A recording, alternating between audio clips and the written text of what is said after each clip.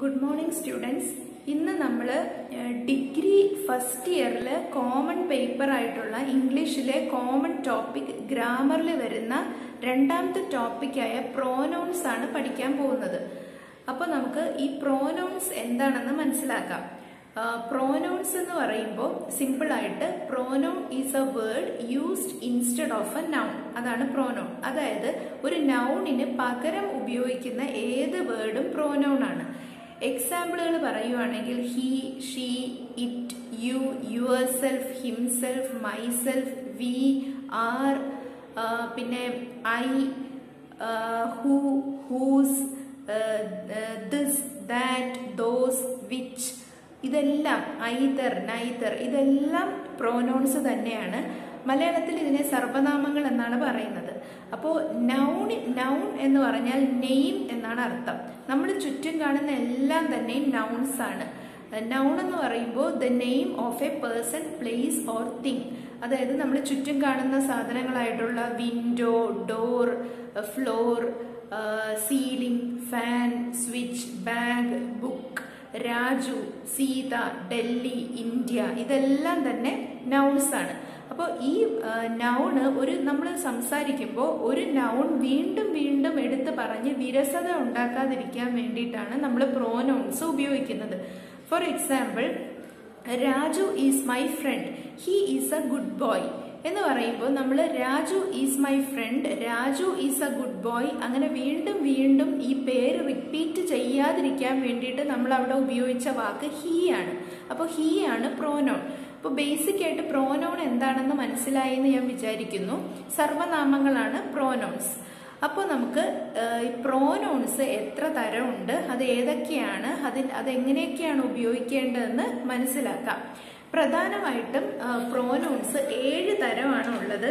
ഈ 7 തരം പ്രോനൗൺസ് ഏതൊക്കെയെന്ന് പറയാം. ഒന്നാമത്തത് പേഴ്സണൽ പ്രോനൗൺസ്, രണ്ടാമത്തത് റിഫ്ലെക്സീവ് പ്രോനൗൺസ്, മൂന്നാമത്തത് എംഫാറ്റിക് പ്രോനൗൺസ്, നാലാമത്തത് ഡെമോൺസ്ട്രേറ്റീവ് പ്രോനൗൺസ്, അഞ്ചാമത്തത് ഡിസ്ട്രിബ്യൂട്ടീവ് പ്രോനൗൺസ്, ആറാമത്തത് ഇന്ററോഗേറ്റീവ് പ്രോനൗൺസ്, ഏഴാമത്തത് റിലേറ്റീവ് പ്രോനൗൺസ്. ഇനി നമുക്ക് ഓരോന്നും എന്താണെന്ന് ഈസി ആയിട്ട് മനസ്സിലാക്കാൻ ശ്രമിക്കാം. പേഴ്സണൽ പ്രോനൗൺസ് എന്ന് പറയുമ്പോൾ മനുഷ്യരെ സൂചിപ്പിക്കുന്നതാണ് പേഴ്സണൽ പ്രോനൗൺസ്. പേഴ്സണൽ പ്രോനൗൺസിന്റെ അണ്ടറിൽ ഫസ്റ്റ് പേഴ്സൺ പ്രോനൗൺസ് എന്നും സെക്കൻഡ് പേഴ്സൺ പ്രോനൗൺസ് എന്നും തേർഡ് പേഴ്സൺ പ്രോനൗൺസ് എന്നും 3 ഹെഡിങ്സ് ഉണ്ട്. ഈ ഫസ്റ്റ് പേഴ്സൺ എന്ന് പറഞ്ഞാൽ ഐ എന്നാണ് അർത്ഥം. അതായത് സ്പീക്കർ എന്ന് പറയുമ്പോൾ ഞാൻ, ഐ, അതാണ് ഫസ്റ്റ് പേഴ്സൺ. അത് എപ്പോഴും ക്യാപിറ്റൽ ലെറ്റർ മാത്രമേ ഉപയോഗിക്കാവൂ. സെക്കൻഡ് പേഴ്സൺ എന്ന് പറയുമ്പോൾ ലിസണർ എന്ന് പറയുമ്പോൾ യു ആണ് സെക്കൻഡ് പേഴ്സൺ. ഇനി തേർഡ് പേഴ്സൺ എന്ന് പറയുമ്പോൾ ആരെ പറ്റിയാണോ സ്പീക്കർ സംസാരിക്കുന്നത് അവരെല്ലാം തേർഡ് പേഴ്സൺ ആണ്. അതായത് ഹി, ഷീ, ഇറ്റ്, ദേ, ഇതെല്ലാം തേർഡ് പേഴ്സൺ ആണ്. അപ്പോൾ ഇതിൻ്റെയൊക്കെയും സിംഗുലറും പ്ലൂറലും ഉണ്ട്.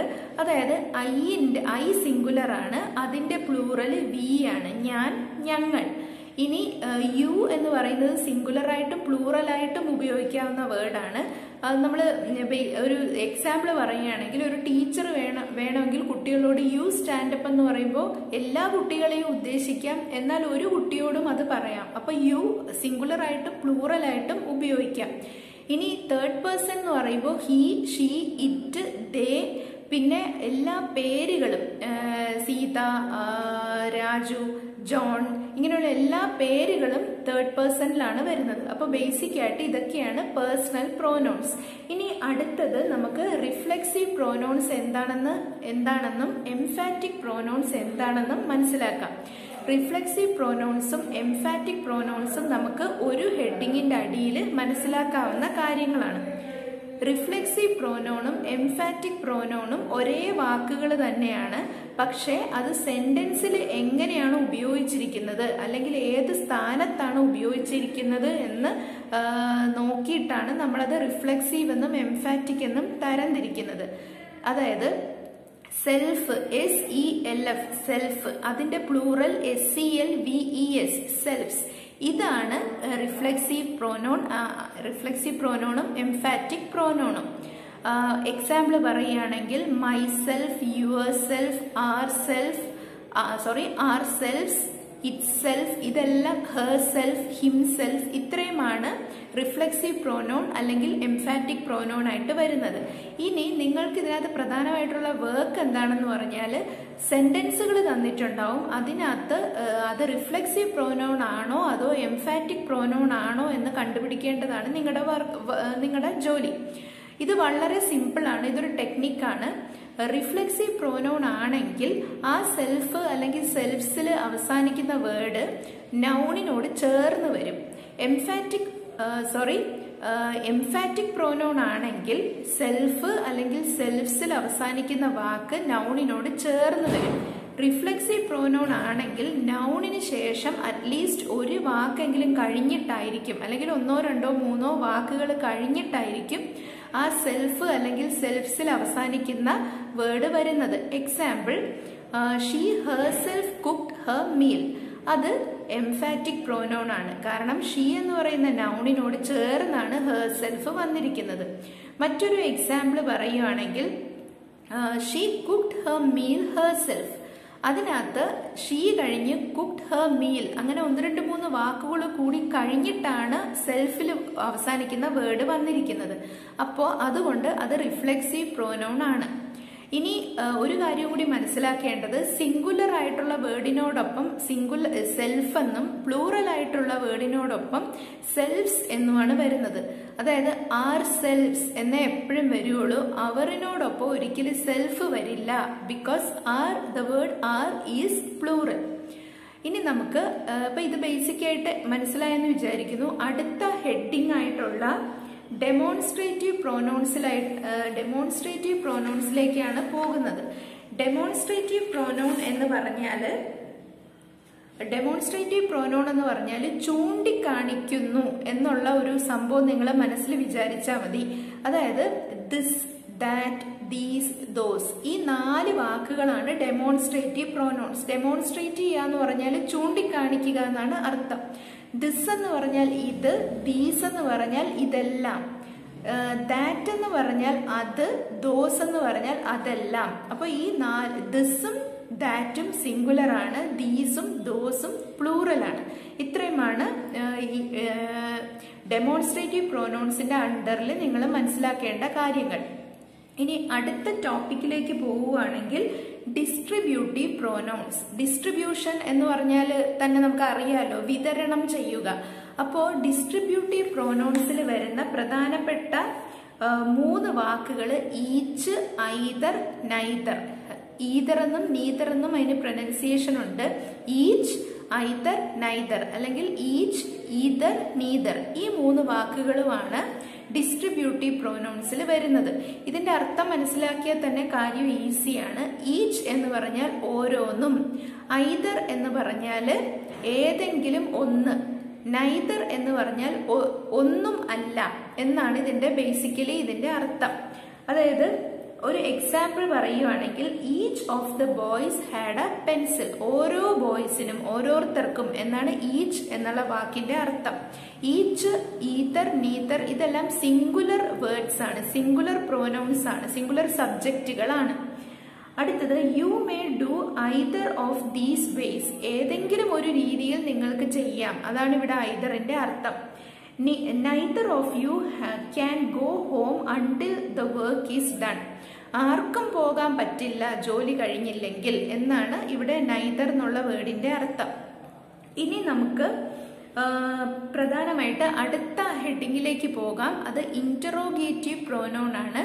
ഇന്ററോഗേഷൻ എന്നുള്ള വാക്കിന്റെ അർത്ഥം ക്വസ്റ്റ്യൻ ചെയ്യുക എന്നാണ്. ദ പോലീസ് ഇന്ററോഗേറ്റഡ് ദ അക്യൂസ്ഡ് ഇന്ററോഗേറ്റഡ് എന്ന് പറഞ്ഞാൽ ക്വസ്റ്റ്യൻ ചെയ്യുക. അപ്പോൾ ഇന്ററോഗേറ്റീവ് പ്രോനൗൺസ് എന്ന് പറഞ്ഞാൽ ക്വസ്റ്റ്യൻ വേർഡ്സ് ആണ്. വളരെ സിമ്പിൾ ആണ്, ക്വസ്റ്റ്യൻ വേർഡ്സ് ആണ്. അത് ഏതൊക്കെയെന്ന് പറയാം. പ്രധാനമായിട്ടും 5 ക്വസ്റ്റ്യൻ വേർഡ്സ് ആണ്. WH ഈ 2 ലെറ്റേഴ്സ് മനസ്സിൽ ഓർത്താൽ തന്നെയും ഇന്ററോഗേറ്റീവ് പ്രോനൗൺസ് നമുക്ക് കിട്ടും. Which, what, when, whose, whom, who ഇത്രയുമാണ് interrogative pronouns. Example, which is the man? What can you do in this context? Whose is the book? Whom are you waiting for? അപ്പൊ ഇതിലൊക്കെ ആദ്യം വന്നിരിക്കുന്ന വേർഡാണ് interrogative pronoun. ഇതിനകത്ത് പ്രധാനമായിട്ട് മനസ്സിലാക്കേണ്ടത് whose, ഹൂം, whose, ഹൂം, who ഇത് മൂന്നും മനുഷ്യരെ സൂചിപ്പിക്കുന്നതാണ്. അത് നോൺ ലിവിങ് തിങ്സിനോ വസ്തുക്കൾക്കോ അത് സാധാരണയായി ഉപയോഗിക്കാറില്ല. ഇനി നമുക്ക് അടുത്തതായിട്ടുള്ളത് റിലേറ്റീവ് പ്രോനൗൺസ് ആണ്. റിലേറ്റീവ് പ്രോനൗൺസ് എന്ന് പറഞ്ഞാൽ ഇപ്പോൾ 2 സെന്റൻസുകൾ കൊടുത്തിട്ടുണ്ട്. അപ്പോൾ ഈ 2 ഒരു സെന്റൻസിന് മറ്റ് സെന്റൻസിനോടുള്ള റിലേഷൻ കാണിക്കാനായിട്ട് നമുക്ക് ഒരു വേർഡ് ഉപയോഗിച്ച് ആ 2 സെന്റൻസിനെയും യോജിപ്പിച്ചെടുക്കാം. അത്തരം പ്രോനൗൺസിനെയാണ് റിലേറ്റീവ് പ്രോനൗൺസ് എന്ന് പറയുന്നത്. For example, this is the boy, he saved the life of the child. ആ സെന്റൻസുകളെ രണ്ടിനെയും നമുക്ക് this is the boy who saved the child എന്ന് നമുക്ക് ചേർത്ത് പറയാം. അപ്പോൾ അവിടെ ഹൂ എന്നുള്ള വാക്കാണ് അവിടെ റിലേറ്റീവ് പ്രോനൗൺ ആയിട്ട് വരുന്നത്. അതായത് ഒരു സെന്റൻസിന്റെ ആദ്യത്തെ ഭാഗവും അവസാനത്തെ ഭാഗവും തമ്മിലുള്ള റിലേഷൻഷിപ്പ് കൊണ്ടുവരാനായിട്ട് നമ്മൾ ഉപയോഗിക്കുന്ന പ്രോനൗൺ ആണ് റിലേറ്റീവ് പ്രോനൗൺ. മറ്റ് എക്സാമ്പിൾസ് ഏതൊക്കെയാണെന്ന് പറഞ്ഞാൽ വിച്ച്, ദാറ്റ്, ഹൂ ഇത്രയുമാണ് പ്രധാനമായിട്ടുള്ള റിലേറ്റീവ് പ്രോനൗൺസ്. ഇതിനകത്ത് എല്ലാവർക്കും കൺഫ്യൂഷൻ വരുന്ന ഒരു സംഭവമാണ് വിച്ച് ആണോ ദാറ്റ് ആണോ ഉപയോഗിക്കേണ്ടത്. വിച്ചും ദാറ്റും ഒരേ കോണ്ടെക്സ്റ്റിൽ ഉപയോഗിച്ച് കാണുന്നുണ്ട്. ഇതിനെപ്പറ്റി പല തർക്കങ്ങളുമുണ്ട്. എന്നാൽ ഗ്രാമാറ്റിക്കലി വിച്ചും ദാറ്റും ഉപയോഗിക്കാൻ 2 കോണ്ടെക്സ്റ്റുകളാണ് ഉള്ളത്. അതായത് ഒരു സെന്റൻസിന്റെ രണ്ടാമത്തെ ഭാഗം വളരെ ഇമ്പോർട്ടന്റ് ആണ്, അല്ലെങ്കിൽ രണ്ടാമത്തെ ഭാഗം പറഞ്ഞാൽ മാത്രമേ ലിസണറിന് കാര്യം കൃത്യമായിട്ട് മനസ്സിലാവുള്ളൂ. അങ്ങനെയുള്ള അവസരങ്ങളിൽ ഉപയോഗിക്കേണ്ട റിലേറ്റീവ് പ്രോനൗൺ ദാറ്റ് ആണ്. എന്നാൽ രണ്ടാമത്തെ ഭാഗം പറഞ്ഞില്ലെങ്കിലും നമുക്ക് ലിസണറിന് കാര്യം മനസ്സിലാക്കി കൊടുക്കാം. അങ്ങനെയുള്ള അവസ്ഥയാണെങ്കിൽ അവിടെ വിച്ച് ആണ് ഉപയോഗിക്കേണ്ടത്. ഇത് രണ്ടുമാണ് വിച്ചും ദാറ്റും ഉപയോഗിക്കേണ്ട 2 കോണ്ടെക്സ്റ്റുകൾ. ഒരു എക്സാമ്പിൾ പറയുവാണെങ്കിൽ, this chocolate cake which I bought from the nearby shop is very tasty എന്ന് പറയുമ്പോൾ അടുത്ത കടയിൽ നിന്ന് വാങ്ങിയ ഈ ചോക്ലേറ്റ് കേക്ക് വളരെ ടേസ്റ്റിയാണ്. അവിടെ അടുത്ത കടയിൽ നിന്ന് വാങ്ങിയ എന്ന് പറഞ്ഞില്ലെങ്കിലും നമുക്ക് കുഴപ്പമൊന്നുമില്ല, ലിസണറിന് കാര്യം മനസ്സിലാവും, ഈ കേക്ക് വളരെ ടേസ്റ്റിയാണെന്നുള്ള കാര്യം മനസ്സിലാവും. അടുത്ത കടയിൽ നിന്ന് വാങ്ങിയത് എന്ന് പറയുന്നത് അത്ര ഇമ്പോർട്ടന്റ് അല്ല. അതുകൊണ്ടാണ് നമ്മളവിടെ വിച്ച് ഉപയോഗിച്ചിരിക്കുന്നത്. എന്നാൽ മറ്റൊരു എക്സാമ്പിൾ നോക്കാം. This is the mobile phone that fell down in the water. അപ്പൊ ഇവിടെ ഈ മൊബൈൽ ഫോൺ ആണ് വെള്ളത്തിൽ വീണത്. അപ്പം വെള്ളത്തിൽ വീണത് എന്ന് പറയേണ്ടത് വളരെ അത്യാവശ്യമാണ്. അതുകൊണ്ടാണ് അവിടെ ദാറ്റ് ഉപയോഗിച്ചിരിക്കുന്നത്. അപ്പം ഇത്രയും കാര്യങ്ങളാണ് പ്രധാനമായിട്ടും പ്രോനൗൺസിന്റെ അണ്ടറിൽ വരുന്നത്. ഇനി അടുത്ത മോഡ്യൂളിൽ ഈ കാര്യങ്ങൾ നിങ്ങൾ മനസ്സിലാക്കിയിട്ടുണ്ടെങ്കിൽ കുറച്ച് എക്സസൈസ് തരുന്നതായിരിക്കും. അതിന്റെ ഉത്തരങ്ങൾ നിങ്ങൾ എഴുതി നോക്കേണ്ടതാണ്. അതിന്റെ ഉത്തരങ്ങൾ കറക്റ്റായിട്ട് കിട്ടുന്നുണ്ടെങ്കിൽ നിങ്ങൾക്കിത് കൃത്യമായിട്ട് മനസ്സിലാക്കിയെന്നാണ് അതിന്റെ അർത്ഥം. അപ്പോൾ താങ്ക് യു.